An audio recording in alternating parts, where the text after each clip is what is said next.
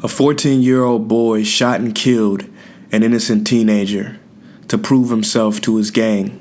At the trial, the victim's mother sat still and silent until the end when he was convicted of the killing. As he was being taken away in handcuffs, the mother of the boy who was shot stood up slowly, looked him in the eye, and said, "I'm gonna kill you," and sat back down, and the boy was taken away. After being in prison for a year or so, the mother of the slain boy goes to visit him.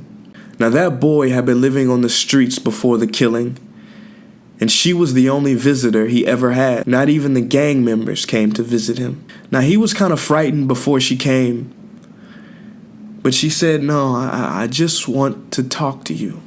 And for a time they talked, and when she left, she gave him some money for cigarettes. And then she started step by step visiting him more regularly, trying to understand the guy who killed her child.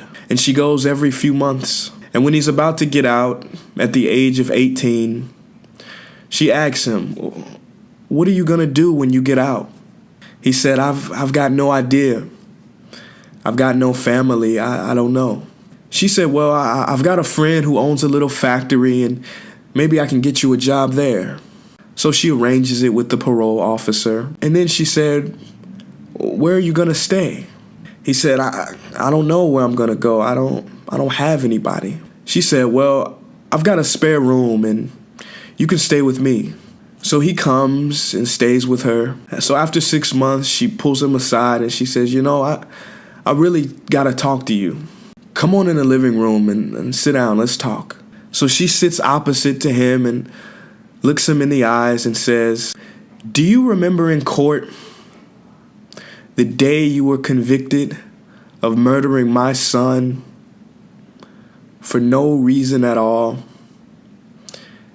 And I said I was gonna kill you?"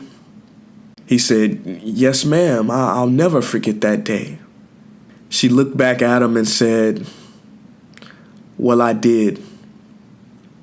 I did not want the boy who murdered my son to live on this earth anymore.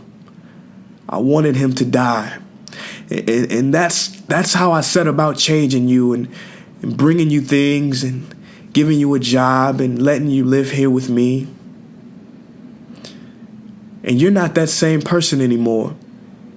That old boy, he's gone. But I don't have anybody. And I want to know if you would stay here. I want to know if I could adopt you as my son." And he said yes.